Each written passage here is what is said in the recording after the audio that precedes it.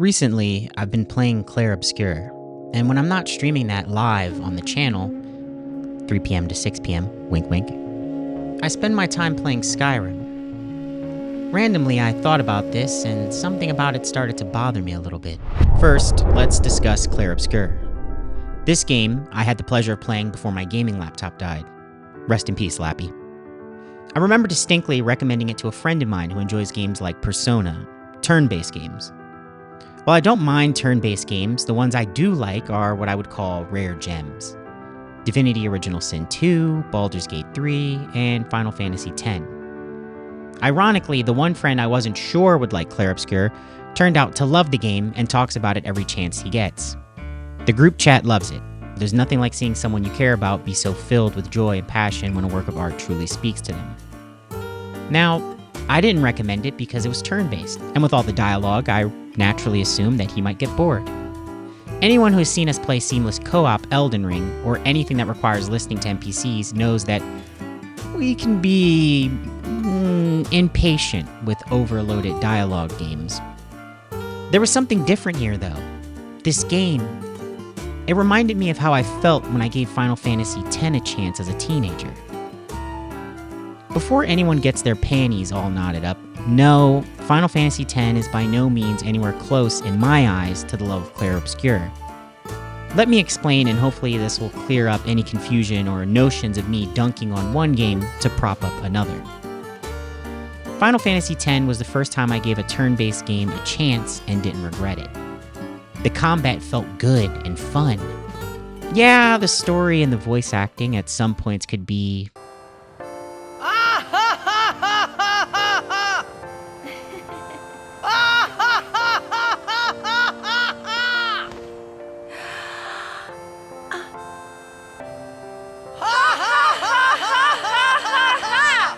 not the best. Also, being a hormone-filled teen, hell, even as an adult, I think we can all appreciate characters like Lulu. Final Fantasy X had one other thing that's really important. When it ended, I didn't know what to do. There was no other game like it, really. All the other Final Fantasy games had slightly different combat. There didn't seem to be another turn-based game like it out there. Which leads us back to Clair Obscur. While I haven't completed the game in its entirety, based on my friend who loves the game and my current experience, I wouldn't be surprised if most people have had that same feeling. Where else am I going to get in my parrying and my awesome music? Where else am I going to get a story told with love, care, and passion? Where am I going to get all these kinds of things wrapped in one beautiful game? Clair Obscur stands out as a game that established itself as its own thing. It wasn't tied to some other game. It wasn't tied to a studio we're all sick of. It wasn't relying on cheap tricks and manipulative predatory practices. It was a game designed to be fun, captivating, thought-provoking, and memorable.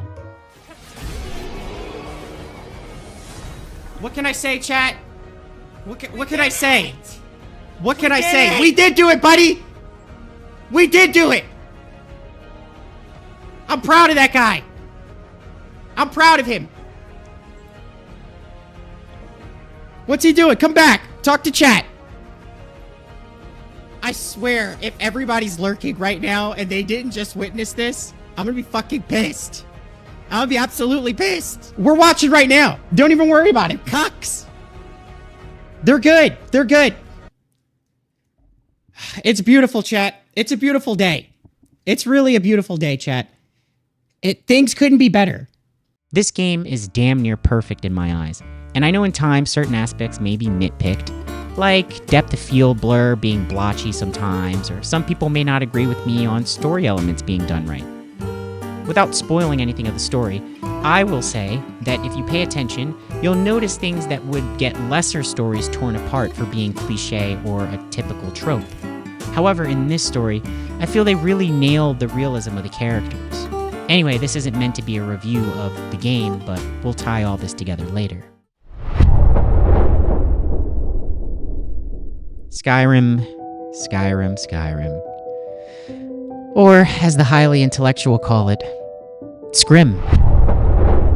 When I'm not streaming Clair Obscur, which is the only time I play it, For content purposes, of course. Of course.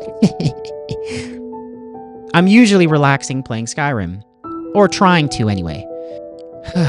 Novus refuses to let me have a long play session without crashing.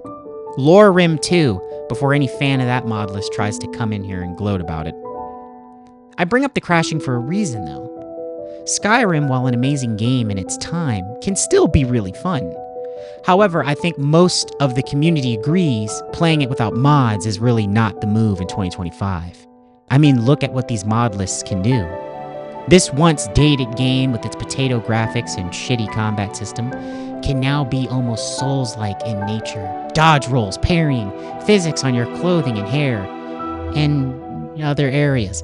New quests, new companions, and so much more. The mod community is the only reason Skyrim is still relevant, or Bethesda for that matter. While I can talk about modding Skyrim and modding in general all day, I bring this up for a reason. I hit a wall recently where I realized, man, I'm spending all this time to mod Skyrim and to get it to play without crashing from the mods. I should probably just retire Skyrim outright. Then it dawned on me. What will I play if not modded Skyrim? Sure as hell ain't playing vanilla Skyrim. Definitely not playing Starfield. I'm almost done with Clair Obscur, and as much as I love it, I don't know if I want to do another playthrough so soon. So, what else? Night Rain requires multiplayer, really. Running solo, I should just go back to Elden Ring, but that's not going to fill the void. Helldivers? Repo? Diablo 4? Fallout 4? Not a single Fallout 4 mod list appeals to me like Novus or Lorerim does. Dragon Age Origins? Maybe see if there's mods for that too, that might make the combat less like milk left in the sun over 2 weeks. Milk from the 1990s. Persona? Metaphor? Nah, I'm not really into the people with fox ears, androgynous, constant noise pollution anime stuff. Then I realized the gaming industry is suffering the same issues that Hollywood is. Hollywood right now is as stagnant and repugnant as Flint water. By their own doing, I might add. See, in Hollywood, there's no chance being taken on new ideas. Everything seems to be the same ideology, message pushing and propping up of one group over another. If that isn't bad enough, there also seems to be an issue of establishing new talent. Rather than bringing in new faces, new actors to fill the gaps left behind as our once favorite actors become more suitably cast for older roles, we're instead seeing older actors hold on to roles as long as possible, because they can't get replacements that people actually enjoy. We see this in things like Mission Impossible.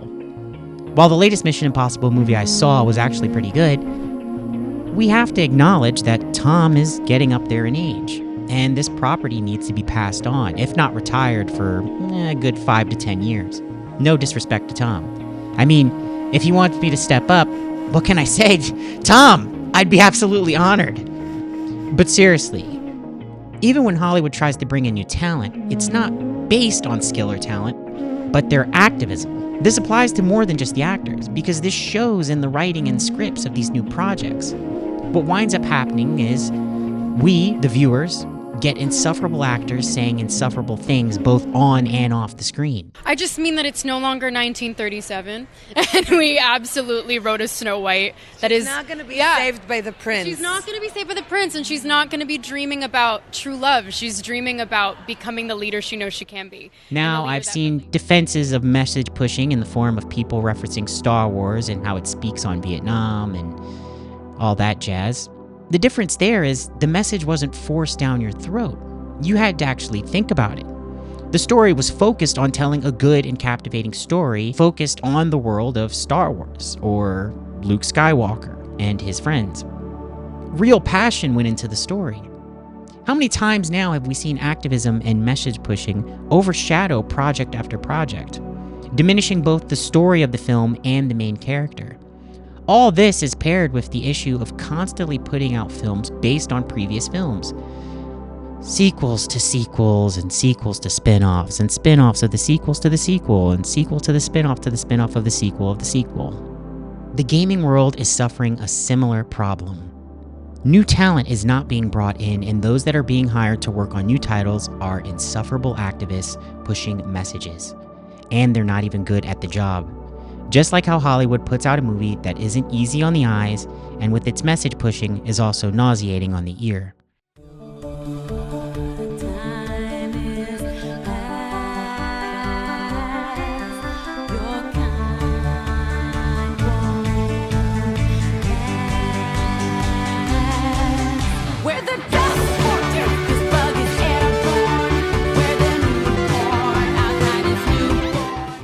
The gaming industry is now in a state of putting out games that aren't fun to play, and the stories are absolute shit. Dragon Age the Veilguard is one of the most prominent examples of this, and while many might consider this a dead horse, especially those that love the messaging, I'm going to do it anyway.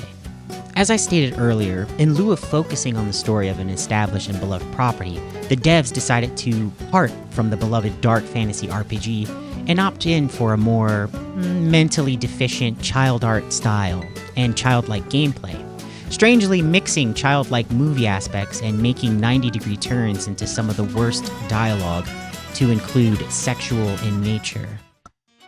She felt it all over. Her attraction to the hero, a powerful but properly contained tingle, nearly exquisite. Properly contained. No, sounds bad. Okay, cut the middle line, much more natural. What are you working on?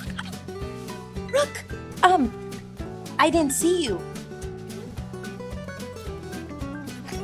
What did you hear?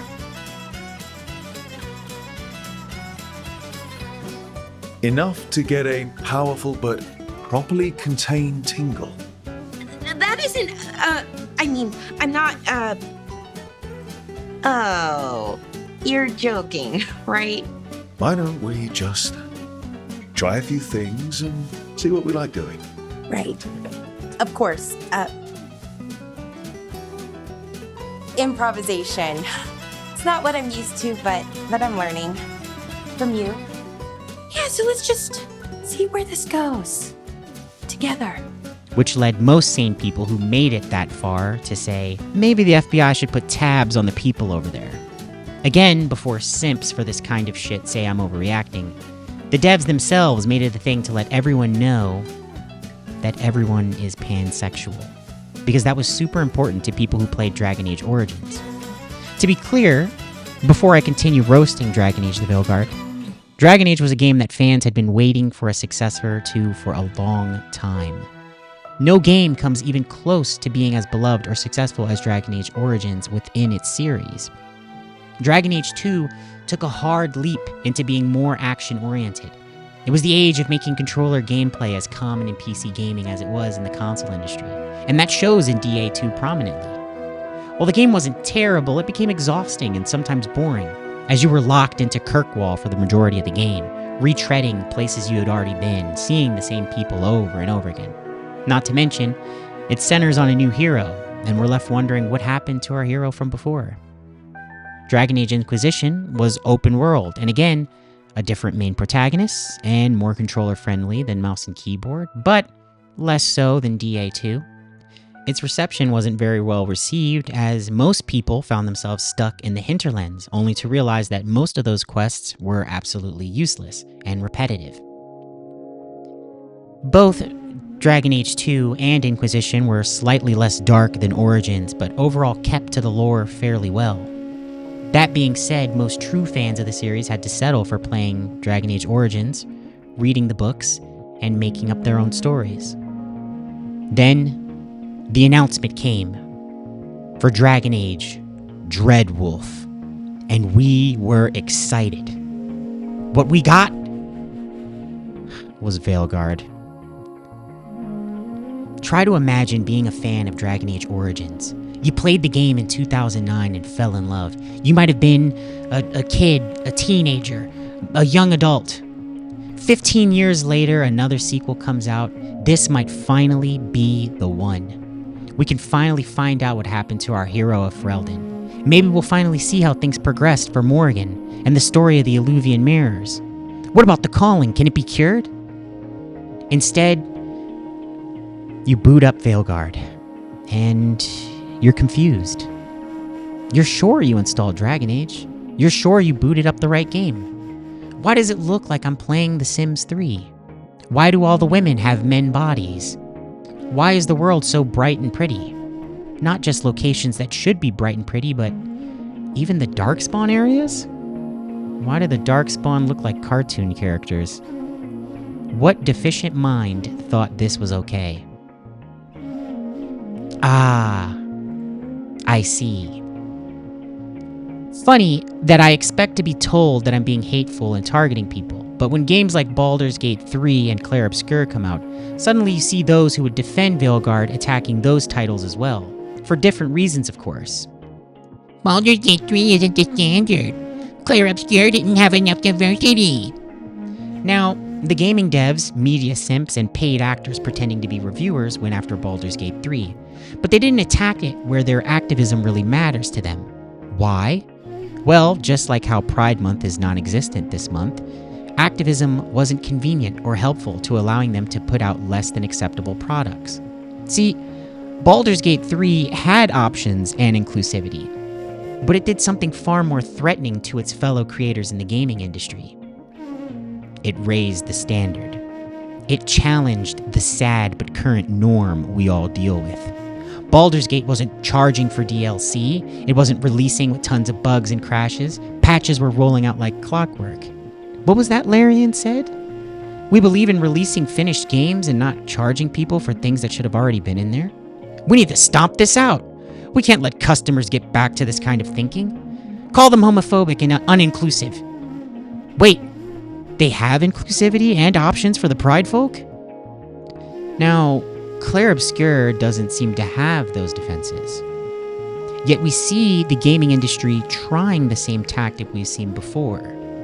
This AA title just dunked on all the AAA titles. We can't let that stand. Find some form of diversity they're lacking in, and use it. Cause outrage. Get people mad at the devs. And so, the cycle continues.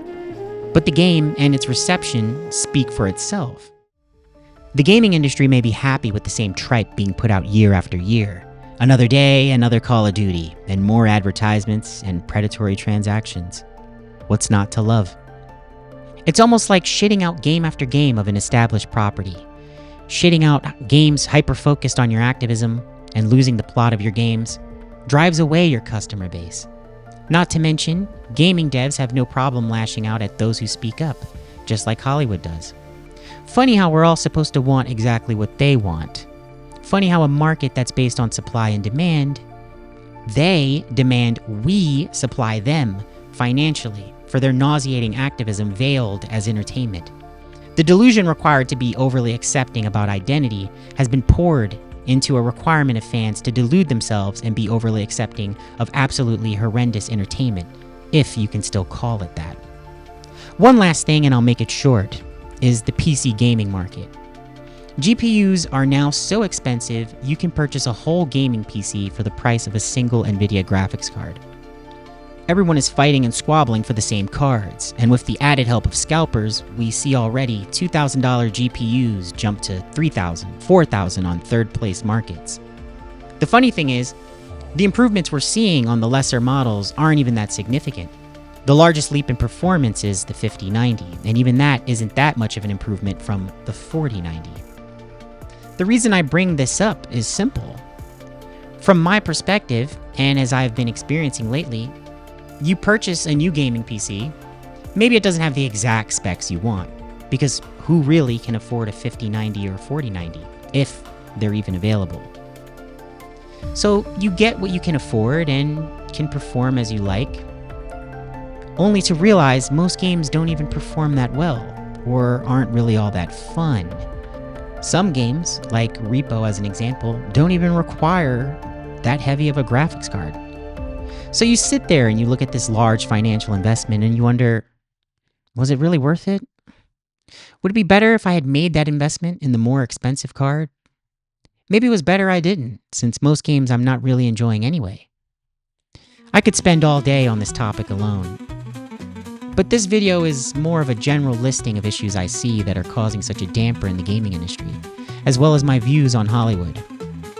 To round it all out, no matter what these shills, activists, and pussy devs and their pussy companies say, Clair Obscur was fantastic, beautiful, and definitely set a new standard in a time post Baldur's Gate 3. And that's a good thing. Their dev team didn't have the diversity or the messaging you wanted, but it had the diversity and the messaging it needed. You know, to make a good game people actually love, remember, and come back to. Thank you all for watching. I hope you enjoyed. This isn't my usual format, but if you want more like this, let me know. Be sure to hit the like button and support the channel if you like this. Links to all my other works are in the description below. If you didn't like this, feel free to leave your feedback below, and hopefully some of my other content appeals to you. I appreciate you making it this far. No matter where you are on this beautiful blue marble of ours, good day, good evening, and good night. Peace and love, baby. Peace and love.